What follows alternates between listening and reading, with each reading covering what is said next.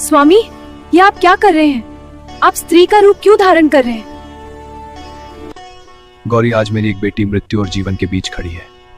उसे इस समय अपनी माँ की आवश्यकता है। माता पार्वती तब चौंक गई जब उन्होंने देखा कि भोलेनाथ अपने त्रिशूल को एक ओर रख रहे हैं और जटाओं को समेट रहे हैं, अपने हाथों में चूड़ियां पहन रहे हैं।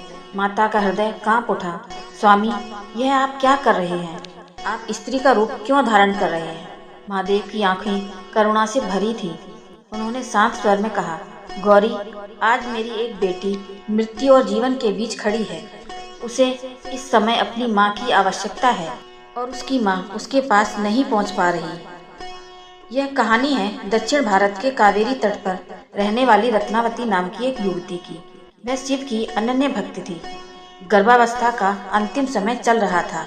उसने अपनी माँ को बुलवाया ताकि डिलीवरी के समय वह साथ रहे, लेकिन उसी रात कावेरी नदी उफान पर आ गई।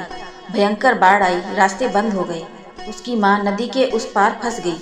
इधर आधी रात आकाश में बिजली की कड़क और चारों ओर सन्नाटा, और घर के भीतर प्रसव पीड़ा में तड़पती रत्नावती वह दर्द से कराहते हुए बार बार पुकार रही थी, हे महादेव, हे भोलेनाथ, मेरी लाज रख लेना। कैलाश पर ध्यानमग्न बैठे महादेव का आसन डोल उठा।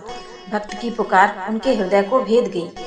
जब माँ नहीं पहुँच सकती तो मैं ही माँ बन जाता हूँ, उन्होंने मन ही मन निश्चय किया। क्षण भर में उन्होंने एक साधारण स्त्री का रूप धारण किया। साड़ी पहनी, चूड़ियाँ पहनी और एक ममतामयी माँ की तरह धरती पर उतर आए। रत्नावती के घर का दरवाजा धीरे से खुला। वह स्त्री भीतर आई। उसने रत्नावती का सिर अपनी गोद में रखा।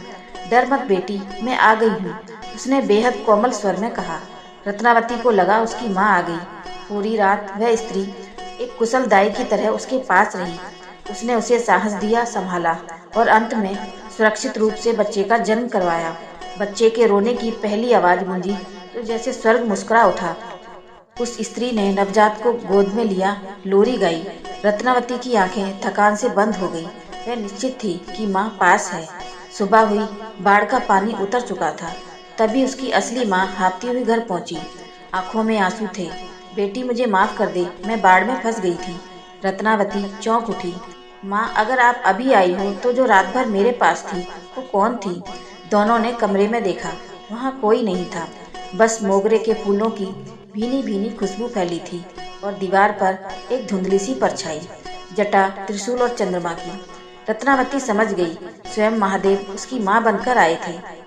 आज भी तमिलनाडु के तिरुची में स्थित धायु मानवर स्वामी मंदिर इस चमत्कार की गवाही देता है। आज भी वहाँ गर्भवती